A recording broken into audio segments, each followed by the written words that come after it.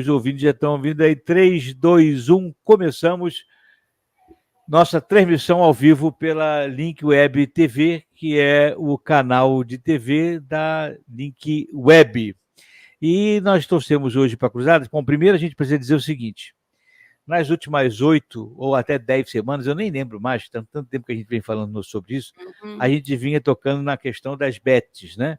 A gente começou lá atrás com um gargalo de pedidos no Ministério da Fazenda de autorização para operação de bets no Brasil, que naquela época, quando a gente começou a discutir, era de 40 bets tentando entrar no Brasil, tentando ser autorizadas para iniciar a operação.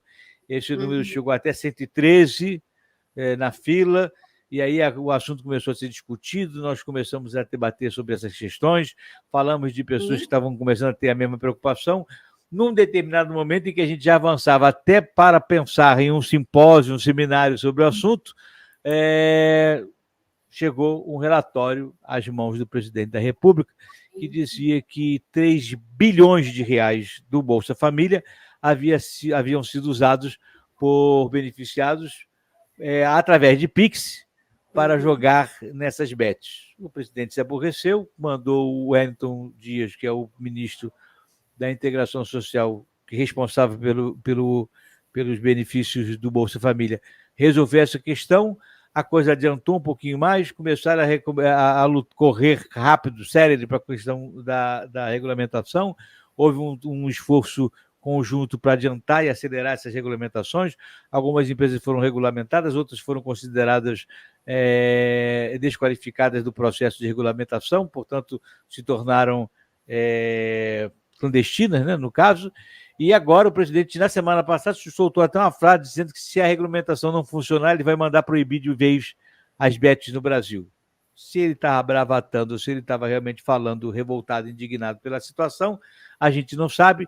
Fato é que o que a gente aqui, como agente de fomento do problema, tinha que fazer, fizemos. Levantar a lebre, o assunto foi adiante, o burburinho ganhou o mundo e blauzinho, agora já não é mais com a gente, porque nós não temos poder de caneta, nós não temos poder investido por cargo eletivo, então o papel que a gente tinha que cumprir, a gente já cumpriu. Sim. Caso isso volte a se tornar um problema que efetivamente não tenha sido resolvido pelo poder público, a gente traz o problema para dentro de casa de novo, tá certo? Então, esse é o papel do Cruzadas aqui. Só para a gente esclarecer de maneira bem didática o porquê que a gente está trocando de assunto. Acontece que, não obstante a questão das bets sair do nosso radar apenas momentaneamente, até que a questão do poder público e quem de direito resolva, volta a baile aquilo que a gente vem falando já há algum tempo. A gente já, inclusive, Jane, eu lembro que nós dois, no quadro Papo Cabeça, da temporada anterior, falamos sobre o tema aqui da crescente crise ética, moral e de honestidade que nós estávamos passando na sociedade brasileira. Mas nós passamos por esse assunto meio que en passant, porque era apenas uma sensação que a gente tinha, assim, que a coisa podia ser ruim. Nós falamos isso, para ser mais exatos, em 2022. Ótimo. Nós estamos no final de 2024 e a coisa piorou bastante, né? A questão piorou bastante, porque a gente começa aquilo que estava, de novo, né? Lá, começa a acontecer aqui, já, perto da gente, à mão. E aí atinge a escola dos nossos filhos, a padaria da esquina, o açougue do bairro, porque aí já, o que é pior, né? O que antes se concentrava como um reclamo social de que havia corrupção, desonestidade, falta de ética e moralidade no poder público, por conta da possibilidade dos agentes públicos se corromperem mediante oferecimentos, propinas e tudo mais, hoje não tem mais fronteira. Sim. Está no setor público e no setor privado. Você passa por questões de devícia, de desprezo pelo consumidor, de desrespeito às regras de comerciais, falta de cuidado com o serventuário, né, de qualquer instância de poder junto aos seus tomadores de serviço, que são os cidadãos. Enfim, é uma barafunda completa de total desorganização, e eu não vejo outra causa senão a questão da crise ética que nós estamos passando no Brasil, como se o país, a nação inteira, a uma monta só, tivesse perdido o caráter. Que é uma coisa... pô, mas você está sendo cruel. Não, lamentavelmente, essa é a mais pura realidade que a gente vive no nosso dia a dia, né? Bem-vinda, Mariane. Oi. Aí está uma mãe que passou a madrugada a cuidar do filhote. Pessoal, o Inácio na angústia da separação dos 10 meses, nascendo o dentinho. Que maravilha. Pegou uma virose na escola, a gente foi outra madrugada que a gente não dormiu. E aí eu vou te contar um segredo. Eu vou te contar um segredo de quem já está com neto.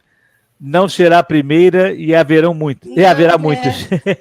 Mas não, gente. Ainda haverá muitos. Mas eu tô grávida do terceiro.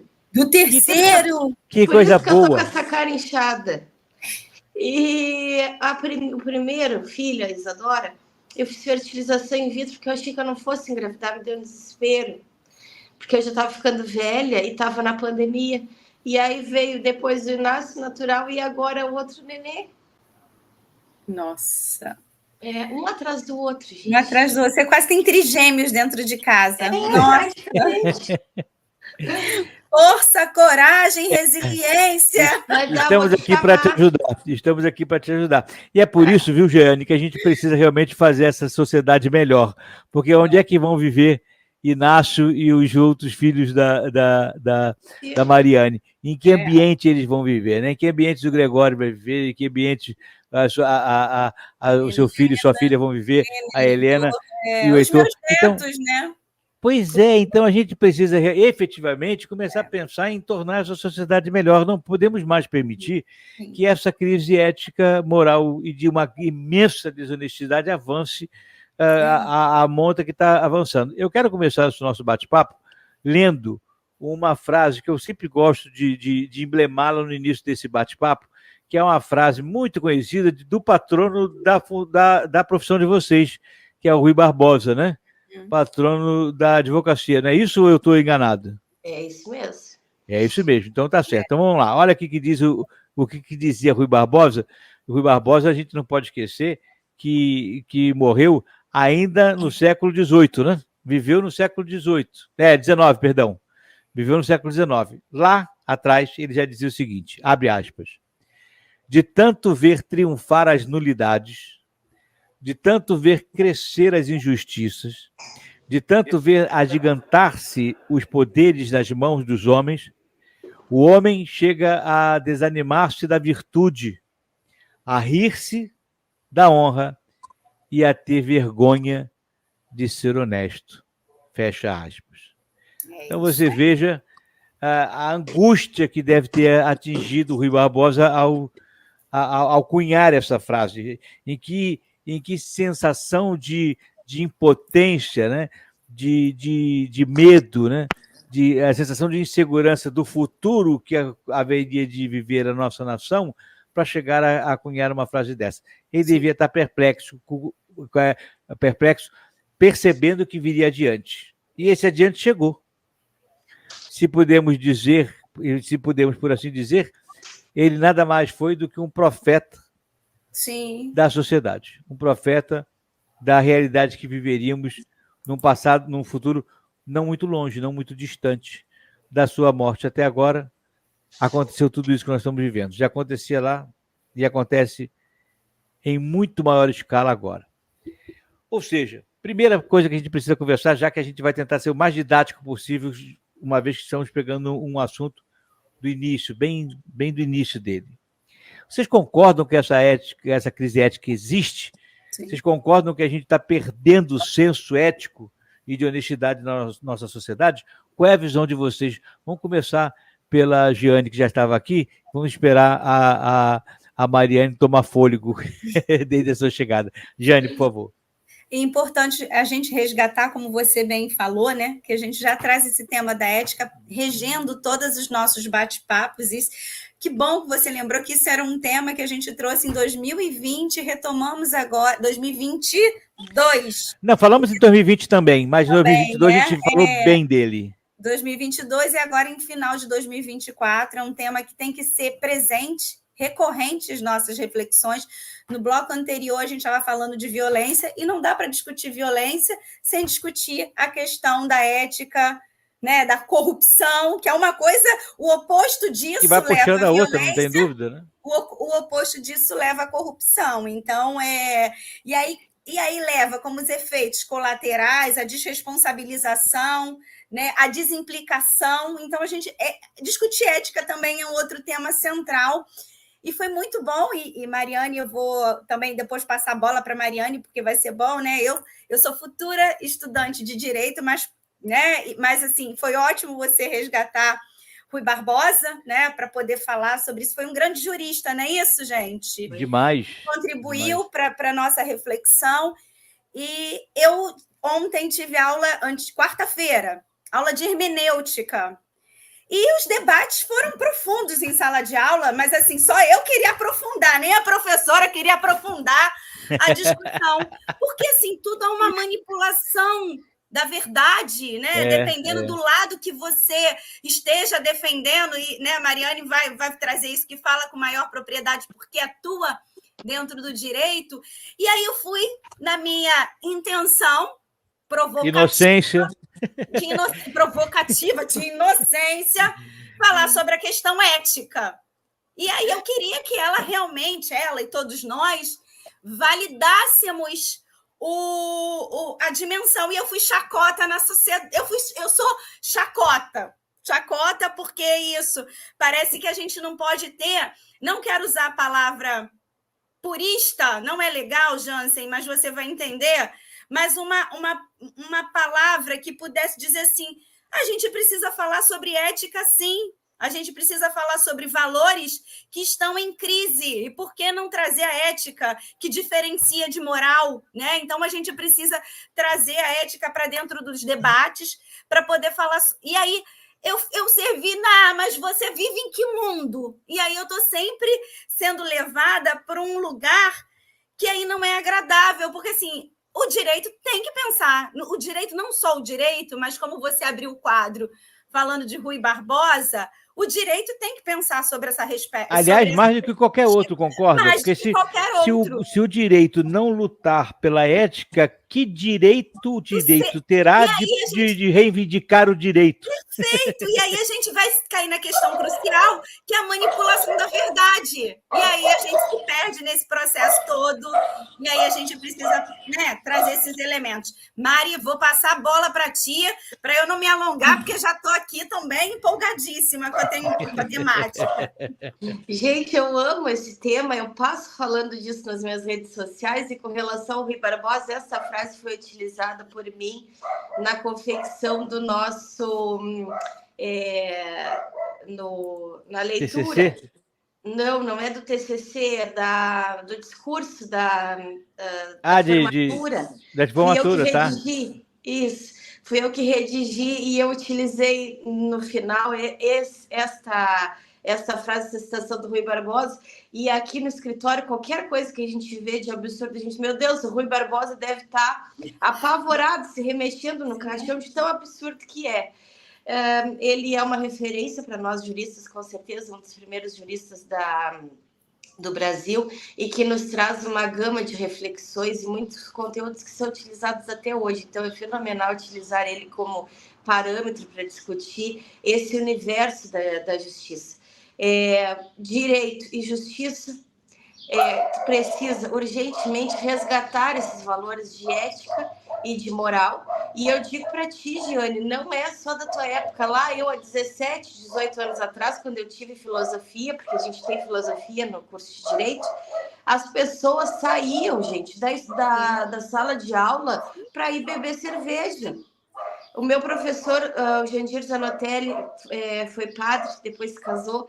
Ele, uma pessoa fenomenal, de uma cultura que você não tem ideia. Sempre foi professor e uma pessoa que circula entre vários tipos de conhecimento. Ele seguia dando plenamente a aula dele. Por que eu estou falando de filosofia? Porque a filosofia ela vem junto com a construção do pensamento.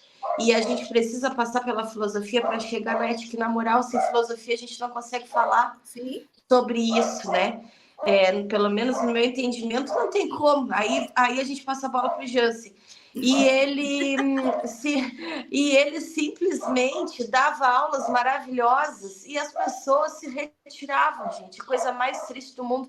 E não teve dentro do meu curso de Direito algo tão importante quanto a filosofia, principalmente quando a gente começa a jornada da discussão da ética e da moral. Esses dias ainda eu fiz um vídeo, porque eu estava enfrentando problemas de hackeamento, que agora a Jane não pegou essa fase danada, mas o Jansen pegou, e eu venho nas redes sociais, eu organizei um conteúdo para dar uma aula enquanto eu estava dando banho na Isadora. Foi em meia hora eu criei o conteúdo que falava sobre valores negociáveis e valores inegociáveis. Para que nós possamos nos manifestar no mundo, nós precisamos ter claro dentro de nós quais são os valores negociáveis e quais são os nossos valores inegociáveis. E aí eu dou o seguinte exemplo: é inegociável para mim a presença dos meus filhos durante a minha vida, a minha caminhada, e eu aprendo na frente deles. Valor negociável é a forma que eu entrego meu conteúdo, que todo mundo achava que era tudo muito confuso. Eu tinha ânsia de falar, eu tinha uma ânsia, um desespero para falar, porque eu fui tolhida por falta de ética por muitas pessoas durante muito tempo, e eu tinha aquele desespero de falar. E aí eu fui e negociei a entrega do conteúdo, mas o conteúdo propriamente dito para mim é inegociável. Então eu acredito que nós precisamos, essa ideia do Jansen é maravilhosa, porque eu não consigo conceber viver o resto da minha vida, os dias que eu tenho, sentada numa cadeira, sem fazer nada para o mundo melhorar para os meus filhos. Uhum. E a gente precisa, efetivamente, começar a discutir isso, porque, como eu coloquei para vocês no grupo, se o ambiente da falta de ética, da desonestidade, da perda da moral, for o ambiente social em que nós vamos viver para frente, não vai adiantar regulamentação, política pública, melhoria disso, daquilo, porque nada vai funcionar. Porque no ambiente de corrupção, no ambiente antiético, no ambiente desonesto, no ambiente da propina, do jeitinho, do descaso, do desprezo, do varinha pouca meu pirão primeiro, nenhuma política pública funciona ou é implementada na verdade. Porque se antes dessa realidade ter crescido tanto, nós já tínhamos problema com a efetiva implementação de políticas públicas por conta de um ou de outro agente que não a fazia funcionar porque ele era antiético no seu comportamento, e isso acabava sendo percebido pela sociedade, porque em uma unidade de um determinado órgão funcionava o negócio e no outro não, exatamente porque um era ético e o outro não era. Se todo mundo viver no mundo, como os colegas da Jane falou, que mundo você vive? Se todo mundo viver e aceitar esse mundo antiético, nada vai funcionar, nem a profissão dele, quando ele quiser exercê-la, porque aquilo que ele achar que pelo direito está lutando, na verdade será bloqueado pelo desdireito, né? Pela injustiça da antiética percepção de um juiz qualquer que vai decidir de acordo com a sua cabeça e dane-se o mundo. Então, quando se perde o sentido da ética e da honestidade, perde-se os parâmetros das definições, das decisões, das escolhas, do que pode, do que não pode, do que é certo, do que não é certo, e vai-se apenas para a legalidade, da literalidade da letra, né? Mas vai se perder o que é probo e o que não é probo, porque pode até ser legal, mas não é moral nem é ético. E isso precisa ser discutido, porque senão a gente vai viver num mundo de cão. A gente precisa... desculpa. Não, vai, segue, depois eu falo. Tá. Nós precisamos discutir as pequenas corrupções do dia a dia que estão dentro das escolas, do atendimento, da falta de atendimento. Da gente. De nós mesmos, nós temos que ter a nossa consciência, nós precisamos estar sempre nos autofiscalizando e, principalmente, nós precisamos começar agora a fiscalizar o judiciário, porque não sei se vocês viram que a coisa está aumentando, a venda de sentenças está cada vez maior, o esquema, a quantidade de valor é absurda. Você está falando do que aconteceu no STJ, né? Mas tem... Isso joga insegurança jurídica em tudo, né? Sim. É um horror à venda. As pessoas não acreditam mais no judiciário. Bom, gente, eu investiguei promotora de justiça agora e ninguém consegue acreditar nas coisas que eu achei. E é chocante, é chocante. Então, nós precisamos fazer essa caminhada, resgatar a moral e a ética. E eu vejo que a gente está num caminho hoje, enquanto sociedade, que muitas pessoas estão incomodadas, mas se sentem envergonhadas também de falar. Não tenha vergonha. Eu sei que a Jane é uma mulher forte, não vai ser o caso dela. Mas não tenhamos vergonha de falar que a gente não está gostando. Eu não gosto e eu falo e pronto, acabou. Porque ficou também essa onda. Não reclama. Vai ficar ruim para ti, para tua imagem, porque ruim é quem faz errado. Sim. A imagem fica ruim para quem faz errado, não para mim que estou reclamando. Sim. Né? Vai contigo, Jane, te cortei. Não, e é importante, assim, a gente falando dentro dessa... Tá até, esse programa hoje tá com um quê de papo cabeça, né? Mas o que eu acho interessante é a gente trazer, assim, a dimensão filosófica, como nós apontamos, e trazer essa materialização da filosofia, né, nas nossas condutas, isso, né, na nossa visão de mundo, nas nossas atitudes, para a gente ter uma leitura de mundo e ter uma prática equilibrada com essa visão de mundo, né? E aí a gente tem um dever aqui, nós três no mínimo, de pensar em tornar a filosofia palatável, interessante, gostosa, porque ela faz parte do nosso cotidiano, né? E aí trazer exatamente esse papo cabeça de uma forma diluída e reflexiva e prática. Tem vários autores dentro da filosofia que eu gosto, até postei no nosso grupo, que foi ótimo vocês iniciar com essa reflexão, né? Porque, assim, você trouxe a questão do Rui Barbosa, eu ia falar de Hannah Arendt para falar da banalização do mal, que tem tudo a ver com essa reflexão.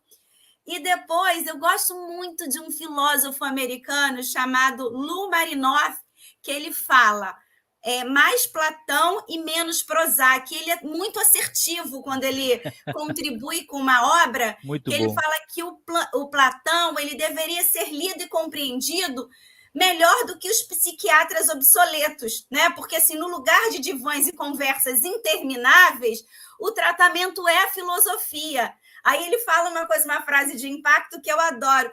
Nada de terapia psicanalítica e de antidepressivo, porque a filosofia traz para a gente uma implicação de discutir a causalidade, o que causa esse inconformismo. E aí a gente hoje vive numa sociedade, como a Mari falou, da gente conter o que está angustiando e medica,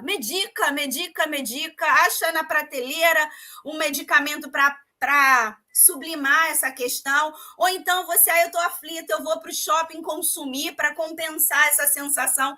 Então, a gente vive nessa sociedade caótica e que a gente vai tirando da nossa realidade cotidiana essa reflexão. Então, acho que vale muito a pena, nossa, fundamental, trazer a discussão da ética para analisar todos os nossos problemas, inclusive a violência no bloco anterior, né? Pensar uma dessas causalidades. Então, tem um outro que eu adoro, esse daqui é muito legal, vocês não conseguem ver, né? Esse daqui. Mas Penso, Logo Insisto. Nossa, esse é o Márcio Kraus. Adoro ele porque ele pega vários filósofos contemporâneos e outros, os clássicos, e trazem exemplos, assim, vai direto na pauta concreta de cada filósofo e traz um problema da vida cotidiana e você se vê, nossa, é filosofia o tempo inteiro. E olha, para eu encerrar, vamos voltar com o ensino de filosofia para o ensino médio, que foi retirado, entendeu? A gente precisa voltar com essa discussão. Vamos embora lá, vamos fazer. Pois é, a gente tem que discutir isso. Uma coisa que foi tirada, por exemplo, do ensino fundamental, moral e cívica, onde se falavam essas coisas, né? Ensinava a pessoa a ser cidadão, cidadania.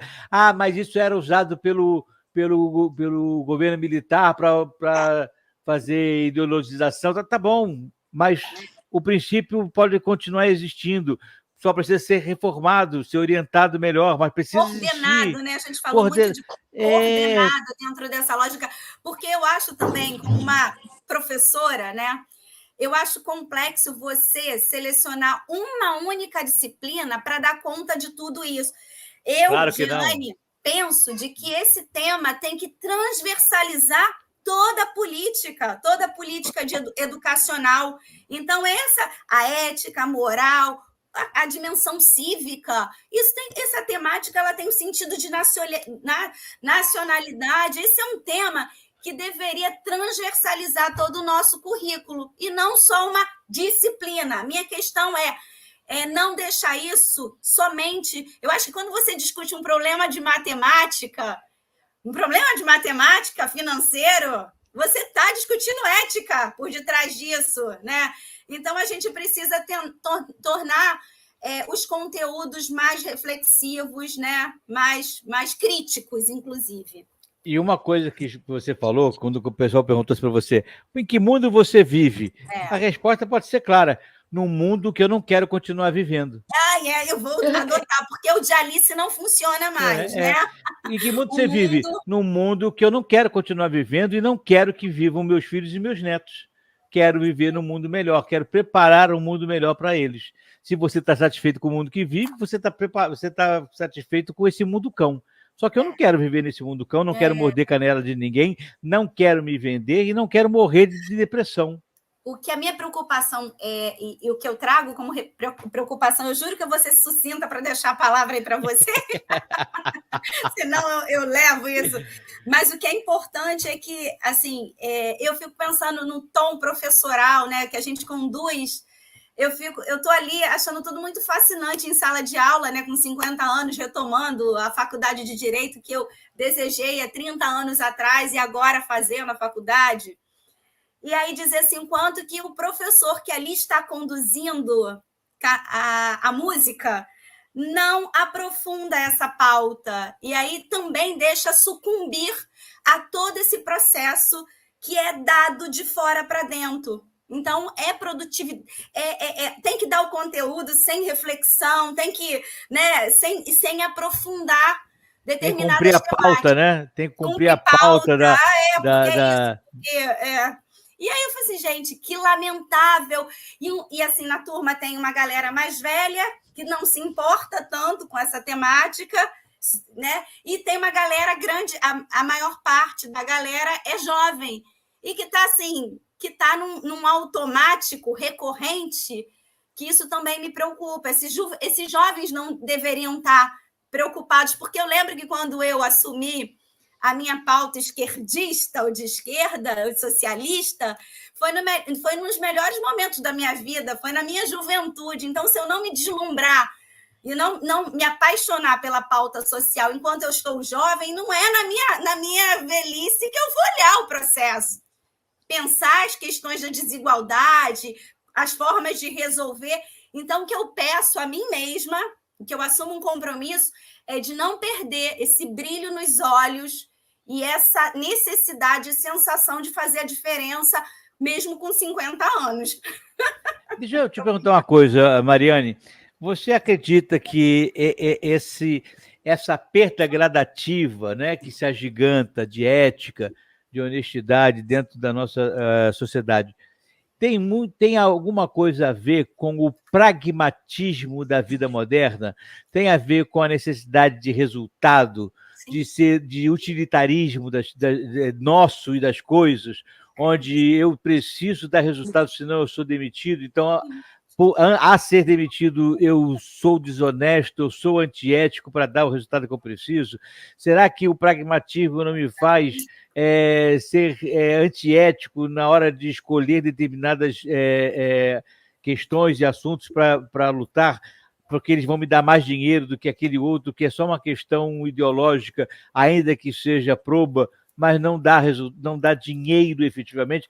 Não é o pragmatismo que está, de certa forma, contribuindo nessa questão da perda da ética e da honestidade na nossa sociedade? Eu não tenho dúvida nenhuma, mas eu acredito que o pragmatismo não esteja necessariamente ligado ao resultado, porque nós temos um pragmatismo que nos leva só ao fazer e aparentar que fez, entendeu? E não necessariamente chegar ao resultado propriamente dito. Dou um exemplo. O que tu tá falando? Tá difícil? Não. Ontem eu falava de tarde na minha live os deveres da imprensa com a checagem do fato, com o contraditório, com todo o processo que antigamente nós tínhamos de fazer o processo editorial de uma notícia que saía geralmente de um dia para o outro e que hoje nós precisamos simplesmente jogar nas redes sociais e só replicar aquilo que um disse e ninguém checou e a gente só vai refazendo. Isso, para mim, é falta de ética. E isso, para mim, é um pragmatismo que não leva a resultado nenhum. Ele só leva a um pseudo-resultado, como se a gente tivesse feito um trabalho bem feito, por rapidez, não foi feito. E que como se a gente tivesse levado uma informação propriamente dita para uma pessoa que não foi levada. Porque só foi levado uma ideação, uma ideia, uma fonte que não foi verificada, uma informação que não foi checada, uma edição que não foi feita, uma redação que não foi feita de fundamento e que que chegou nas redes sociais e que se toma um boom deste tamanho e as pessoas saem por aí replicando sem pensar, sem o outro lado. Então, este é o exemplo, acredito que eu tenha conseguido exemplificar. Vocês entenderam que eu falei sobre a questão do resultado? Para mim, não tem resultado nenhum. E aí a gente entra nesse loop de só apresentar números e números e números, como se o número fosse o resultado. Sim. Na verdade, ele não é. E nós paramos de pensar, nós paramos de exigir a qualidade e a excelência. E a consequência disso tudo, de todas essas pequenas ações, é a barbárie, o caos, a falta de conhecimento, a falta de senso crítico. Porque hoje nós temos pessoas que não conseguem nem sequer entender o que a gente está falando muitas vezes. Não conseguem. A gente está falando uma coisa completamente ao contrário e a pessoa vai lá nos comentários e diz uma coisa que está completamente diferente do que a gente falou ou te questionando aquilo que tu já disse. Sim. Exatamente, porque também há um outro... Na verdade, é como a Jane acabou de colocar, né? Está tudo junto, misturado ao mesmo tempo, causando problema de todos os lados, de todas as sequências de causas e efeitos. É um troço impressionante. Mas um dos grandes problemas que nós enfrentamos na questão do discurso da ética e da honestidade é que nem mesmo o que nós falamos é entendido, e por dois motivos. Primeiro, porque o conceito não lhes é comum no pensamento. Eles sequer imaginam que o que está sendo dito é possível. E isso para quem consegue entender as expressões e o vocabulário que a gente utiliza, porque grande parte nem chega a compreender a mensagem do que a gente diz, porque não entende o significado da palavra que a gente está falando. É um troço impressionante, porque nós estamos com uma quantidade absurda de analfabetos funcionais dentro dos grupos escolares e universidades. Eles não conseguem entender o que está sendo dito, porque não conseguem decifrar, né, decodificar o que está sendo falado, porque a expressão que se utiliza, e não precisa nem ser necessariamente rebuscada, mas apenas porque faz parte de um outro contexto ou que está dentro daquilo que efetivamente ela etimologicamente quer dizer, ele já se perdeu, já não entendeu nada, já foi para o espaço. E aí começa a discutir numa patinação, numa draga desgraçada que não anda, e a coisa não desenvolve. Então, às vezes, a gente tem dois problemas. O primeiro, temos que fazer todo mundo chegar ao mesmo patamar de compreensão dos símbolos e do vocabulário, né? Dos símbolos da linguagem, né? E o segundo, fazê-los entender que o que a gente está falando é possível porque não só é probo, como já aconteceu e já existiu um dia, porque ninguém tiraria isso do nada, né? Quando a gente começa a colocar, por exemplo, que determinada pessoa tem que ter cordialidade, né? Tem que dar bom dia para o outro, ou coisa parecida, a gente não está falando, isso é um mundialista. Então, eu vivi nesse tempo, eu peguei isso. Quando as pessoas falam assim, o Rio de Janeiro... Outro dia eu ouvi um camarada falar assim, o Rio de Janeiro nunca foi essa cidade maravilhosa que se canta. Eu falei assim, sinto muito, filho, eu vivi o Rio de Janeiro dessa cidade maravilhosa.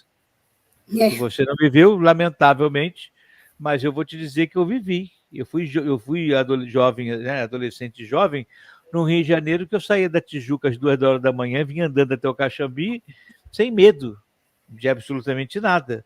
E não fiz isso uma ou duas vezes, e com outros colegas, e vínhamos batendo papo, brincando, rindo. A gente ficava na porta da igreja, quando a gente acabava o culto, cantando até tarde da noite, sem o menor risco nem perigo de nada. A gente não pensava que podia acontecer alguma coisa. Era um Rio de Janeiro completamente diferente. Era um Rio de Janeiro que passava um cara apitando à noite, que era o guarda noturno. Você não deve ter pego isso, Jane, já. Mas eu peguei. Mas eu morei noturno. Não peguei guarda noturno, mas eu peguei um subúrbio que a gente brincava na rua até altas horas, né? Aquela coisa bucólica, né? Saudável. A gente ficava brincando A avó levava a cadeira para a porta e a gente ficava brincando na calçada. Isso, tomava conta. A preocupação era de passar um carro ou outro, mas... a avó ia tomar uma fresca à noite e a gente... E eu brincava assim, eu ficava ansiosa para chegar às férias para poder brincar até determinado horário na rua, ver anoitecer, porque era bacana, era saudável. Então, e entrava em casa com aquele cordão de sujeira no pescoço. Sujeira, aquele pretinho, né? Ai, que delícia! Ai, que delícia! Coitada da minha mãe, aquele pé imundo, né? Mas é uma cidade possível? Nós já vivemos nela. Já vivemos, né? E no subúrbio, né? E hoje... Subúrbio. A sensação que eu tenho, né, Jansen, eu moro num condomínio. Eu pago pela segurança dentro do condomínio, mas quando eu saio do condomínio para fazer isso tudo, para trabalhar, então é uma falsa paz, né? É uma falsa paz, né? E aí é ótimo, né, que o Rapa traz isso, né? A gente vive numa falsa paz, porque você tem segurança em determinados territórios extremamente limitados, né? A gente não tem essa sensação, porque o tempo inteiro a sensação é o contrário, de insegurança. Pois é. Então, a gente precisa. Ou a gente começa a discutir essas questões, ou a gente começa a trabalhar isso, repensar a sociedade, repensar os processos, seja eles corporativos, sejam eles públicos, precisamos começar a dar novo sentido de existência. Sim, novo sentido de existência. Novo sentido de existência. A vida precisa valer a pena de ser vivida. Não dá para a gente chegar na idade que a gente chegou, a Jane agora completando 50 anos no domingo, né? Mariana com o terceiro filhinho chegando. Né? Não é hora mais da gente seguir achando que a coisa ainda vai piorar, ou melhora agora para as futuras gerações. Interrompe o ciclo. Ou vai chegar num estado de caos que a gente não vai conseguir deixar nada para eles, né? Porque qualquer legado que se deixe será carcomido pelo estado de coisas que estará se vivendo, né? Será corroído. Então a gente precisa repensar os processos, melhorar as condições, trazer para a sociedade boas práticas, né? Boas práticas. A minha mulher foi comprar carne, ela falou assim, que carne eu compro? Eu falei assim, traz 1 quilo de fraldinha, a gente faz aqui um bifinho de fraldinha e tal. Ela, tá bom, não sei se foi 1 quilo, estou dando um exemplo. Aí ela falou assim, eu não sei comprar fraldinha. Eu falei assim, pede a ele fraldinha que o açougueiro vai saber fazer. Tá bom. Então, daqui a pouco veio ela, chegou, olha, ele falou que tá linda a carne, não sei o que e tal. Quando eu abri, eu falei assim, isso não é fraldinha. Não, mas ele falou que é fraldinha. Não, mas não é fraldinha. Isso aqui é um colchão mole do mais vagabundo que tem, que o camarada cortou errado, ainda cortou transversal e tal.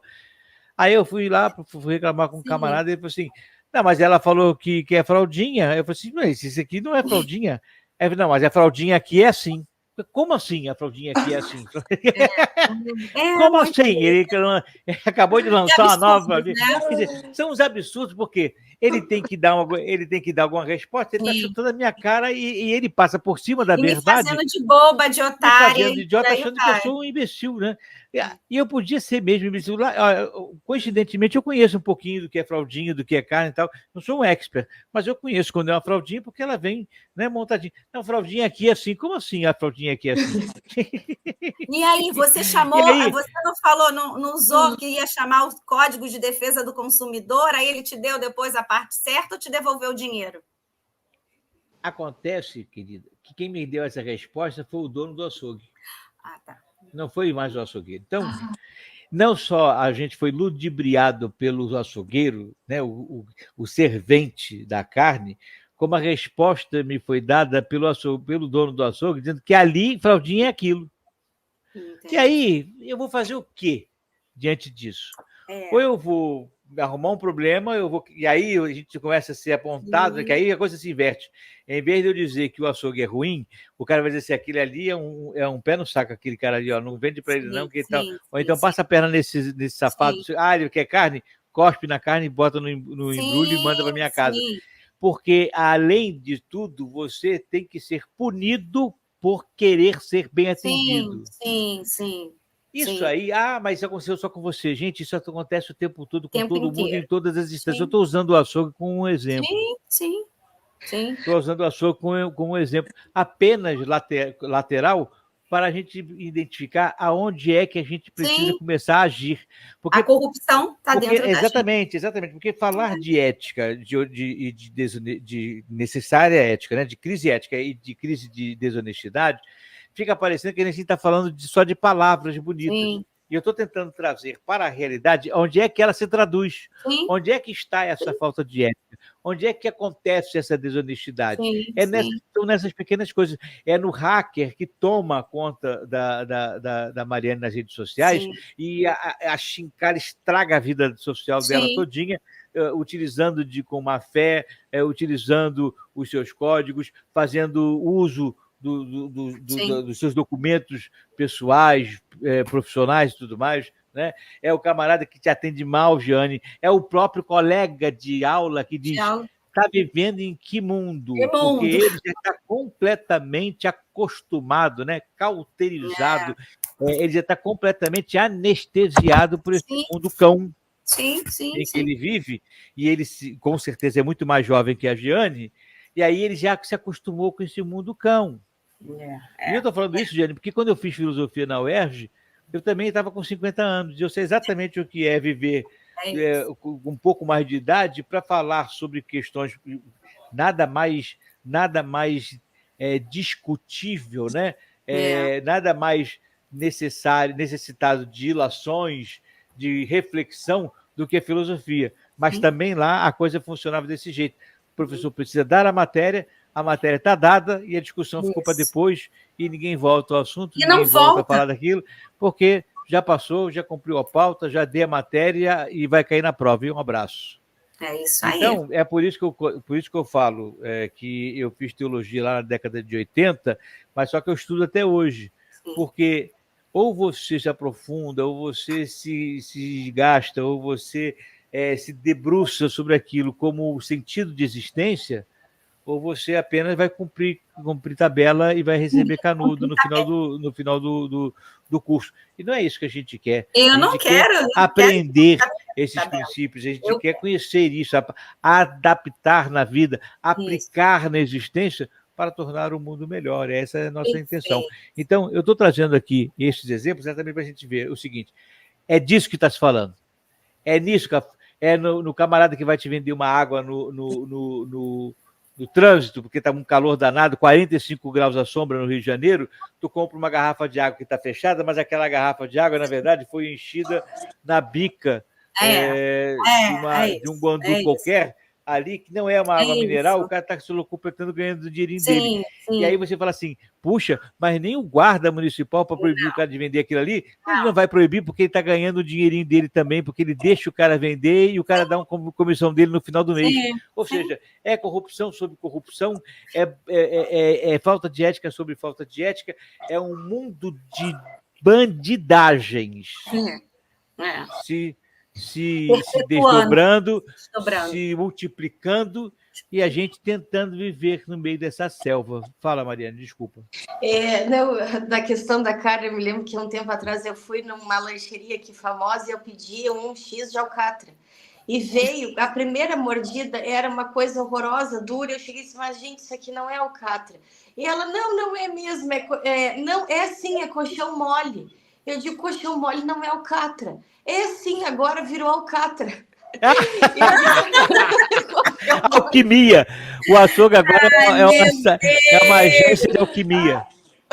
E aí a gente vê que essas faltas de respeito são recorrentes em qualquer lugar do país.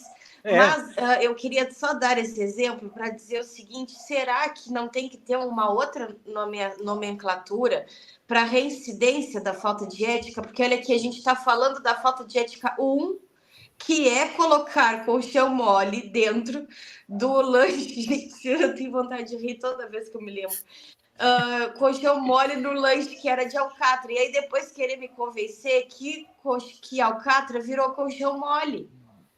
Isso é uma reincidência, mas eu não acredito que tenha que existir um termo que não é só reincidência, porque isso extrapola a falta de ética. Não, isso aí já é a reboque da falta de ética. Vamos lá. Código Penal. Eu vou te dizer, a reboque da falta de ética, isso chama-se canalice e cara de pau. Só pode, porque não é canalice, começa a gente a buscar cinismo. Cinismo. Já que vocês gostam de filosofia, isso é o mais puro cinismo. É demais, gente. Olha, gente, já temos aqui 46 minutos de bate-papo, são 11 horas e 31 minutos, a gente vai precisar fechar o nosso quadro. Mas é só para a gente começar a discutir esse assunto. Você percebe claramente que nesse bate-papo inicial aqui, o quanto a gente já deu uma flanada rápida numa realidade que aquilo que eu falei no início, dizendo que está tomando o país, está tomando mesmo, porque Mariane está em Pelotas, sim. Giane está no Recreio e eu estou aqui na zona norte do Rio de Janeiro, o que significa dizer, mas está na mesma cidade, sim, mas se você considerar interior, a distância entre nós é da 3 cidades. É isso aí. Porque o Rio de Janeiro é a segunda maior cidade do Brasil. Sim. Então nós estamos em lugares completamente diferentes, em realidades diferentes, em termos sociais e até econômicas, mas a realidade da falta de ética e do mau-caratismo está igual. Igual, mesma coisa. Então, o que é que está acontecendo? É uma crise de caráter que está se traduzindo em todas as instâncias da nossa sociedade, em todas as instâncias do poder público e em todos os grupos e corporativos do setor privado. Então, nós temos, ou a gente paralisa isso agora, ou muda esse jogo, ou vamos todos perder, porque num jogo desse não há vitoriosos. Todo mundo perde. Todo mundo perde. Vamos perder nós agora, vamos perder nossos filhos, vamos perder nossos netos e toda a sociedade. Mas quem está na ponta, lá no alto do iceberg, está se dando bem. Agora, porque isso acabará atingindo eles também. Não se enganem, né? Aquilo que antigamente não atingia fulano, deixava para lá, porque era uma coisa que acontecia na periferia, hoje já está acontecendo no prédio dele embaixo, lá no Leblon. Porque ele não se preocupou com isso na hora que estava acontecendo lá no subúrbio, agora está atingindo lá embaixo do prédio dele no Leblon. Exatamente. Reverbera, então, claro que tem. Negócio de dizer assim, não é comigo, hoje vai lhe atingir também, inevitavelmente vai lhe atingir. E a gente precisa resolver isso. Então vamos trabalhar isso. Semana que vem vamos voltar a esse assunto. Durante a semana a gente discute a pauta para a gente, semana que vem, trazer mais conteúdo aqui para os nossos ouvintes. Obrigado, Mariane, mais uma vez. Dá um beijinho no Inácio, cuida dele. Parabéns pelo terceiro bebê que vem por aí, eu não sabia disso. Né? Bom, também não tem que saber, né? Quem tem que saber é o pai. Parabéns, manda um abraço pro Roger, né? O marido, É o o nome do seu Roger. marido? O Manda um abraço pro Roger. Ficou 2 dias assim, ó. Não fazia nada, nem piscava depois. Pensando como é que ele vai fazer para pagar mais um boleto. Mais um, gente. E eu chorava, gente, eu chorava, dizendo, Deus não quer que eu seja mãe, não quer, porque eu tentei engravidar 6 meses, eu não consegui, eu me desesperei. E você aí não pediu? agora veio uma agora tropa, toma. Um atrás do outro, trigêmeos. Vai ter um exército. Agora Deus, chega, Deus abençoe seus filhos. Jane, obrigado pela sua generosidade, sempre está comigo desde manhã cedo, obrigado pela sua atenção, e a gente volta na semana que vem, se Deus quiser. Para você que está nos assistindo, não sai daí, a gente volta já para o encerramento do programa.